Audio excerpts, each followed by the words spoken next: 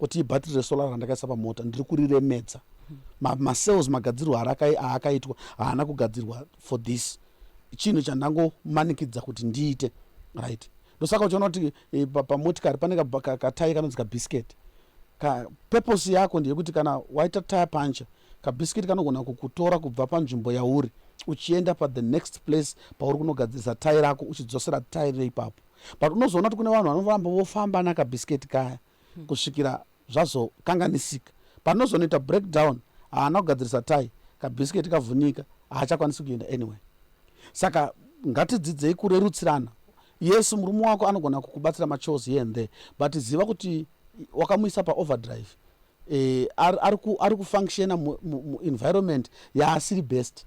You see, zvekuti mukufamba kwenguva anogona kutanga kubuditsa a certain nature yaanga asingambofana kumbobuditsa, yaanga usingambofana kumbotomboziva for the rest of your life. The enemy can actually enter through that. Kuti pakangoita aziva izvozvo anogona kutotanga kumunyengedza kuti saka wakutowachiswa shuwa hembe shuwa inogona kuva door rinozoshandiswa nevavengi kuti vakudivide. Tadairika ndi I think tadairika. Notend. Thank you Titende Bishop. But harisiro dingindirana nasi. Arisi. Strongholds. I'll read from the book of 2 Corinthians chapter number 10. The Bible says, for though we walk in the flesh, we do not war against the flesh. For the weapons of our warfare are not carnal, but they are mighty in God to the pulling down of strongholds. You've had to casting down every imagination and every high thing that exalts itself against the knowledge of God, bringing into captivity every thought to the obedience of Christ. So, kune ma strongholds akasiyana siyana. A stronghold is a hindrance. A stronghold chinhu chinokutadzisa kuti uende to the next level. A stronghold inokutadzisa kuti urealize your full potential. There are different types of strongholds, but today I will just speak about two of them. God permitting, we may continue munguva inotera. But nhasi ndoda ndingotaura pamusoro pama strongholds mairi. Pane stronghold inotonzi munhu.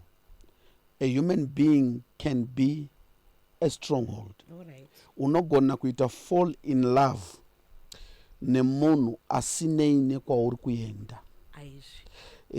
Asinei nekudanwa kwako. Munhu iyeye agomira sechidziviso, but iwewe uchingonzwa kuti ndomuda chete. Anondiitira zvakanaka chete. Zvekuti ungatoita forfeit destiny. Yes. For that person. Saka a human being can be a stronghold. I will show you this. God says to Abraham, leave your father and mother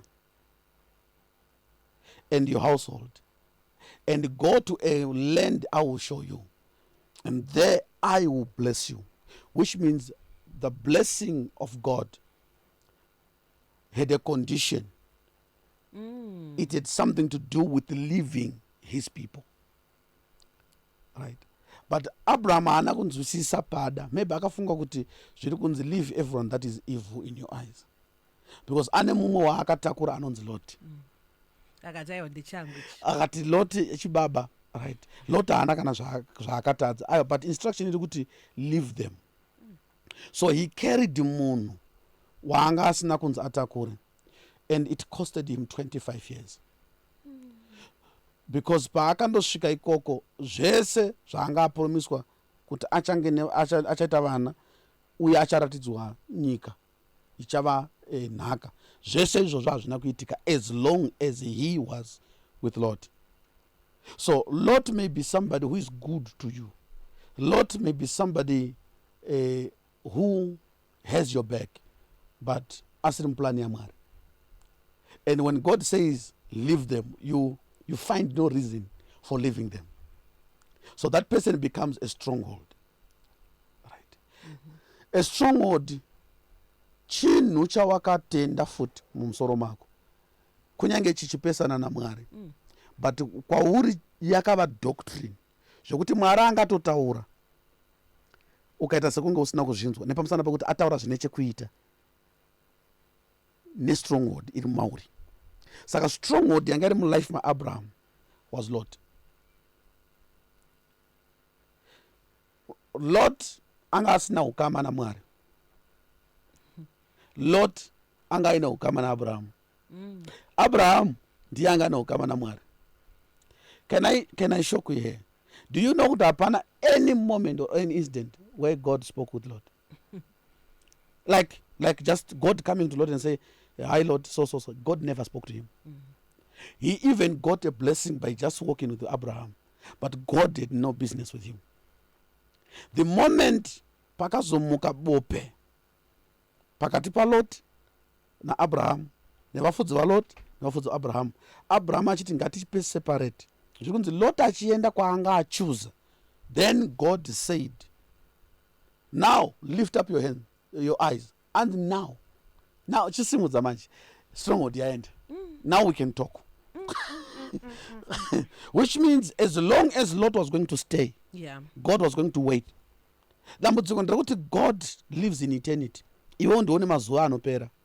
Saka dambudziko nderekuti unogona kuti God wait. God can wait. Totangira ipapo when you are ready. Totangira ipapo when you are ready. But iwewe makore ako haufa. Hanzi can my wife be a stronghold? Ende panhau dzamataura dzemapartner dzekuti munhu akuchitarisa wake with a suspicious eye kuti could this be the stronghold? Yes, your wife can be a stronghold. Yeah. Your wife can also be a snare.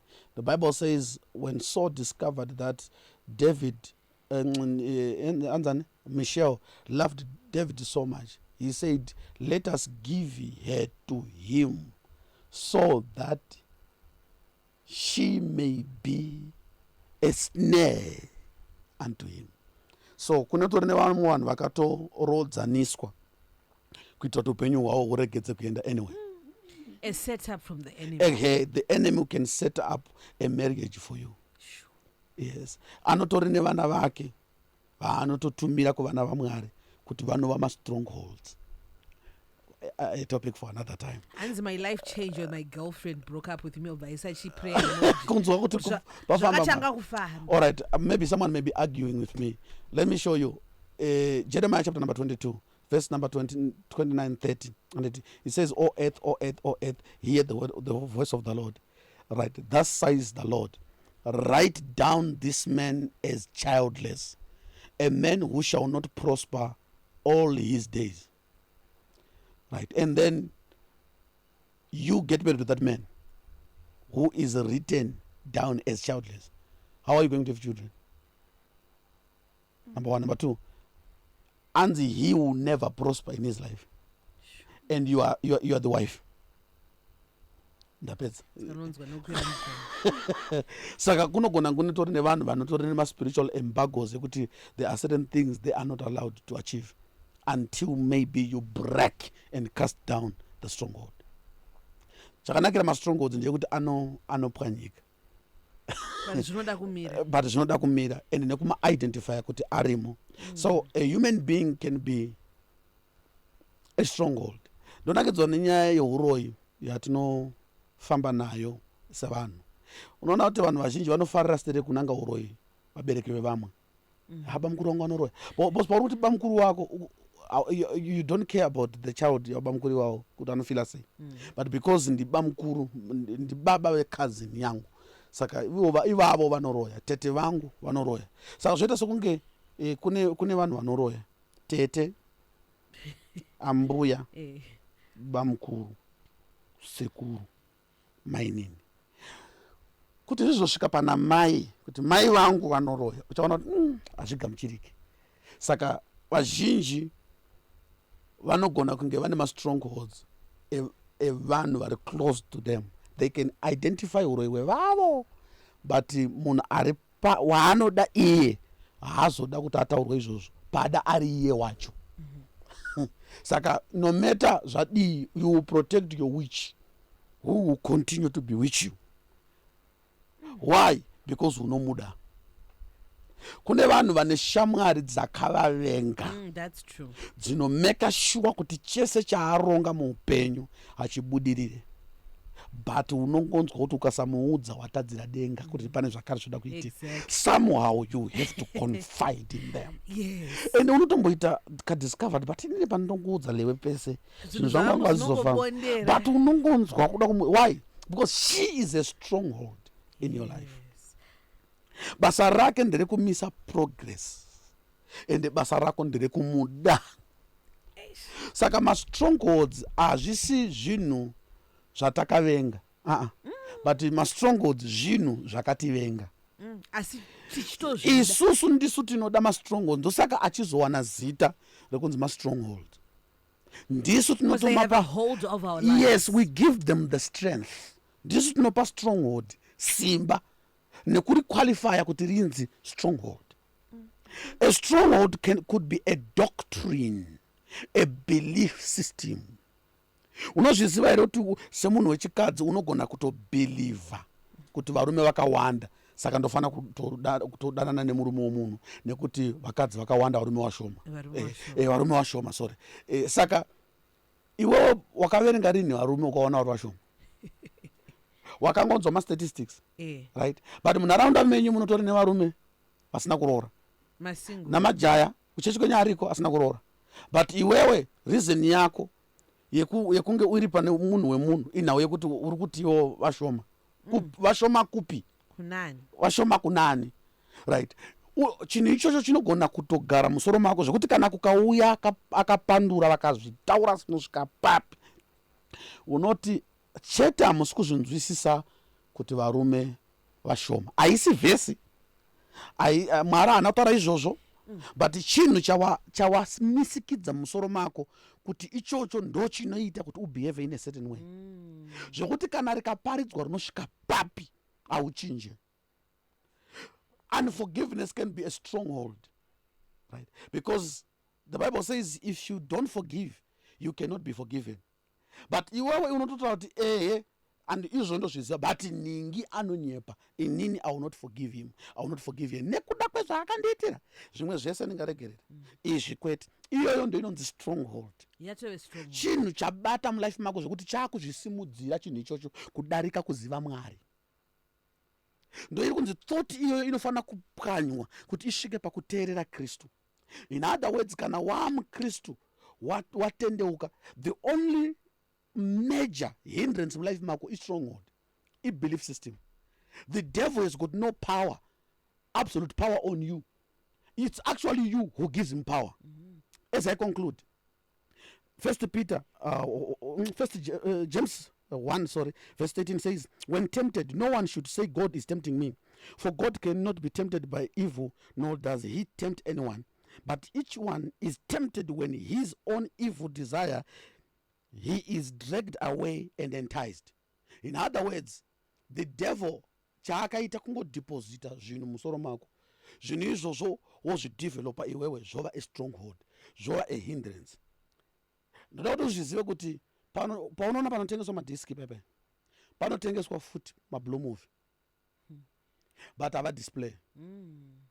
But vanotsvaka mablue movie vanomawana, vanomabvunza ende vanotosvika kuti guy aripo here malatest ayaya pazvinonzi ayaya uyu anoziva kuti ari kutsvagwa ndaapi, onzi tinawo ndine 2 malatest kuti ndionewo. Iwe unoshawa kuti zvikufamba sei? Inhau yekuti iwewe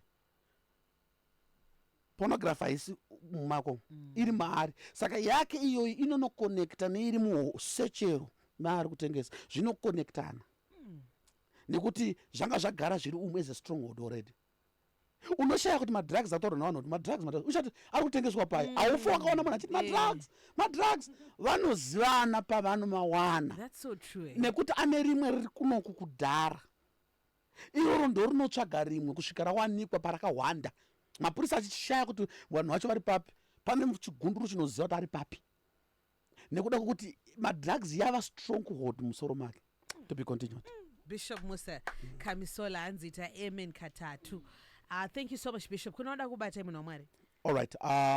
This Friday tukenda kudarwende kumpa tine anniversary 6 years as city gate assemblies. Wow. So we have got an all night pamarungove primary school, and then on Saturday tinenge tine prize giving pamarungove each partner ne city gate assemblies kupa vana ma-prices.